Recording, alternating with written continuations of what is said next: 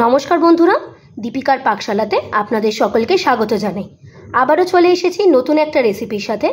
আজকে আপনাদের সাথে শেয়ার করব বেগুনের একটি সম্পূর্ণ নিরামিষ রেসিপি, সেটি হলো বেগুন বাসন্তী।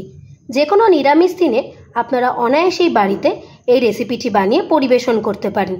তো আসুন দেখে নেওয়া যাক আমার আজকের এই রেসিপিটি। নিরামিষ বেগুন বাসন্তী বানানোর জন্য আমি এখানে নিয়েছি একটা বড় বেগুন। বেগুনগুলোকে আমি এরকম লম্বা লম্বা করে কেটে নিয়েছি, তবে আপনারা চাইলে কিন্তু আপনাদের মতো শেপ করেও কেটে নিতে পারেন। প্রথমেই বেগুনগুলোকে আমরা লবণ আর হলুদ দিয়ে ভালো করে ম্যারিনেট করে নেব। তার জন্য দিলাম পরিমাণ মতো হলুদ, দিলাম পরিমাণ মতো লবণ, আর দেব সামান্য একটু চিনি। চিনিটা দিলে বেগুন যখন আমরা তেলে ভাজবো, তেল কিন্তু বেশি টেনে নেবে না। লবণ হলুদের সাথে ভালো করে বেগুনটাকে ম্যারিনেট করে নেব। লবণ হলুদের সাথে বেগুনটাকে খুব ভালো করে মিশিয়ে নিয়েছি। এবার এটাকে 5 মিনিটের জন্য রেখে দেব। বেগুন বাসন্তী বানানোর জন্য এদিকে আমরা একটা পেস্ট তৈরি করে নেব। তার জন্য প্রথমে মিক্সার জারের মধ্যে দেব 1 চামচ সর্ষে, 2 চামচ পোস্ত, আর দেব ফ্রেশ নারকেল, দেব 3টে কাঁচা লঙ্কা। ঝালটাও আপনারা আপনাদের পরিমাণ মতো ব্যবহার করবেন। দেব পরিমাণ অনুযায়ী লবণ।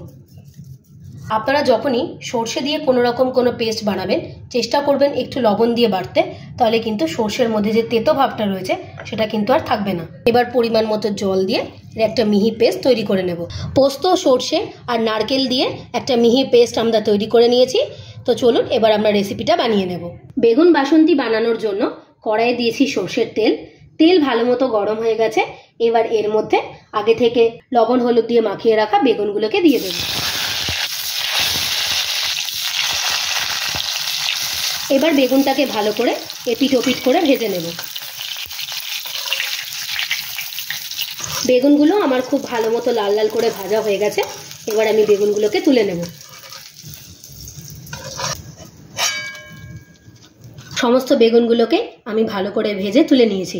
এবার ওই তেলেই ফোড়ন দেব 1/2 টিস্পুন কালো জিরে, 2টো চেরা কাঁচা লঙ্কা। কালো জিরে আর কাঁচা লঙ্কাটাকে ভালো করে তেলের সাথে মিশিয়ে নেব।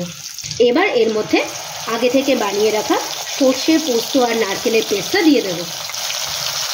পুরো মিশ্রণটা আমরা কিন্তু একবারে ব্যবহার করব না, অল্প অল্প করে দিয়ে ভালো করে তেলের সাথে মিশিয়ে নেব। আবারও এর মধ্যে বাকি মিশ্রণটা দিয়ে দেব। সম্পূর্ণ মশলা আমি তেলের মধ্যে দিয়ে দিয়েছি। এবার ভালো করে মশলাটাকে কষিয়ে নেব। এবার এতে দেব পরিমাণ মতো হলুদ, সামান্য একটু লাল লঙ্কার গুঁড়ো, পরিমাণ অনুযায়ী লবণ, স্বাদ অনুযায়ী চিনি। সমস্ত গুঁড়ো মশলা আবারও ভালো করে মশলার সাথে কষিয়ে নেব। এবার এতে দেব পরিমাণ মতো জল। আমি মিক্সির ধোয়ার বাকি জলটা এর মধ্যে ব্যবহার করছি। মশলাটাকে ভালো করে জলের সাথে মিশিয়ে নেব। এবার এর মধ্যে দেব 2 চামচ টক দই। দইটাকেও আবারও ভালো করে মশলার সাথে কষিয়ে নেব। এই সময় কিন্তু গ্যাসের ফ্লেমটাকে মিডিয়ামেই রাখতে হবে, না হলে কিন্তু মশলাটা তলা থেকে লেগে যেতে পারে। গ্রেভিটা খুব ভালো মতো ফুটে গেছে।